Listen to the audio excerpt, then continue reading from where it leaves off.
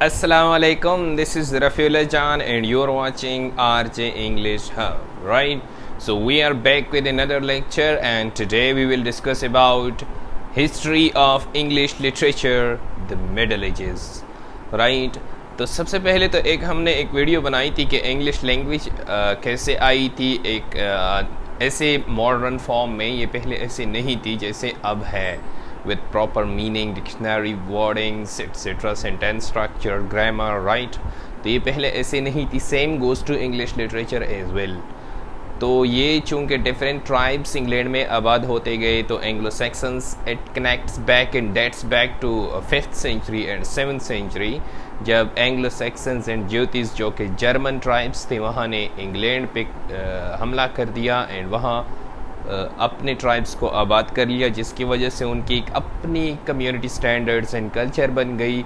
और इसी लिहाज से उन लोगों जब राइट करते थे ये लिटरेचर जो कि हमारे पास रिटन वर्क होता है which is intellectuals and social values, तो वो अपने हिसाब से करते गए। Same pair it date backs to Norman conquest as well, जब उन्होंने फ़तह कर लिया, नॉर्मैन्स ने इंग्लैंड में से प्रोविंसेस को फ़तह कर लिया, उन्होंने अपने अलग राइटिंग पीसेस को बनाया। तो इस तरह चलते गए तो एक proper form and structure construction होना शुरू हो गई। तो वो डेट बैक करती हैं 7th सेंचुरी से लेट 15th सेंचुरी तक। ये मिडल एजेस हमारे साथ कहलाती हैं। और बीवोल्फ के काम से लेकर Canterbury tale by Geoffrey Chaucer are different such writings exist in this middle ages. तो व्यूअर्स, एंग्लो सेक्सन्स जिसकी 5th सेंचुरी से लेके 11th सेंचुरी तक जर्मानिक ट्राइब्स थी, इंग्लैंड के कुछ इलाकों पे बसेरा किया। और ये जो पीरियड था it begins with arrival of Germanic tribes in Britain in the 5th century, right? और नॉर्मैन कंक्वेस्ट भी इनको फॉलो करने लगे।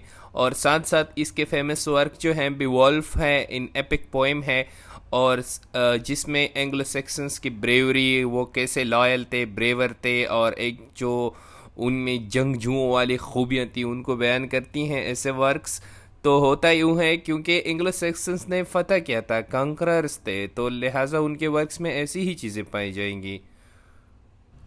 अब हमारे पास आते हैं एंग्लो सेक्सन्स के बाद द नॉर्मैन कंक्वेस्ट। ये middle English literature 11th to 15th century, right?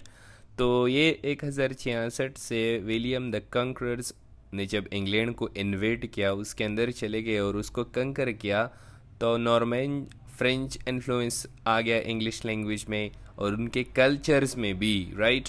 तो उनके कल्चर और लैंग्वेज में जब जर्मन इन्फ्लुएंस आ गए तो उन्हीं की राइटिंग्स में भी, रिटन पीसेस भी जितनी भी लिखी गई उनमें भी उनके इफ़ेक्ट्स आ गए। ग्रेजुअली ओल्ड जो इंग्लिश लिटरेचर था वो चेंज हो गया मिडिल इंग्लिश में। तो ये करेक्टराइज्ड है इनके जो जोफ्री चॉसर के जो वर्क्स हैं वो, फॉर एग्जांपल इसके जो बहुत फेमस एक वर्क है कैंटरबरी टेल। तो ये पेलग्रिम्स, वहाँ के पेलग्रिम्स का जो वहाँ एक ग्रुप था, उनकी जो कहानियाँ हैं, उनकी जो स्टोरीज़ हैं, उनके गिर्द रिवॉल्व करती हैं कि किस तरह वो कल्चरली एंड सोशली वैल्यूज़ रखते थे। तो इसी से रिलेटेड हैं ये Norman conquest from 11th to 15th century. Next हमारे पास नॉर्मैन कंक्वेस्ट के बाद आती है religious literature of middle ages. तो हमें पता चलता है जब हम वर्क्स पढ़ते हैं कि मिडिल एजेस जो होती वो हमारे पास डीपली रिलीजियस वर्क्स हैं and much of the literature reflects this के ये रिलीजियस लोग थे और जो सोसाइटी थी वो रिलीजियस ज़्यादा थी। इनके जो फेमस है for example the divine comedy जो कि 3 सेक्शंस पर मुश्तमिल है और 14th सेंचुरी में ये एक एपिक पोएम लिखी गई है, 3 सेक्शंस पर मुश्तमिल है and it explores the themes of sin, redemption and the afterlife, right? So religious place भी लेके गए और उनको मिस्ट्री के तौर पर पेश किया गया और जो मोरालिटी प्लेस भी होते थे और वो उस वक्त के यानी उस एरा में ये फेमस थे। Religious literature is the most important aspect of middle edges, यानी कि इंग्लिश लिटरेचर के जो मिडल एजेस में रिलीजियस लिटरेचर है वो बहुत ज़्यादा फोकस्ड किया गया था, क्योंकि जो भी हमारे पास स्टोरीज़ होती थी या प्लेज होती थी वो हमारे पास बिब्लिकल स्टोरी जो कि बाइबल से रिलेट करती थी, इस तरह की स्टोरीज़ होती थी, या फिर हमारे पास वो स्टोरीज़ होती थी जो दूसरी बिलीव्स जो कि रिलीजियस बेस्ड थी वो शो करती थी। So religious literature is one of the important aspect of Middle Ages in English literature.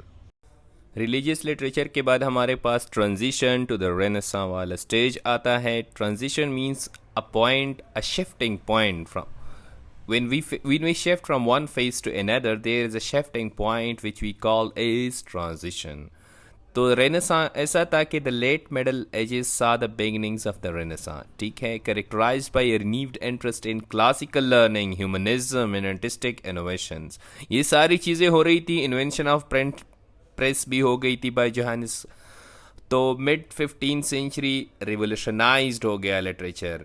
Mid 15th century में रिवोल्यूशनाइज्ड हो गया थ्रू प्रिंटिंग प्रेस आ गया, और जो टेक्स्ट थे वो मोर एक्सेसिबल हो गए to wider range of audience. और इसके अलावा भी बहुत सारी टेक्नोलॉजी की वजह से जो लिटरेचर था वो ज़्यादा बढ़ गया. राइटिंग रिटन पीसेस जो थी वो ज़्यादा लोगों तक पहुंचाई जा सकती थी, और लिटरेचर टाइमलेस हो गया. सो इसी के साथ हमारा आज का लेक्चर ख़त्म होता है. Thank you.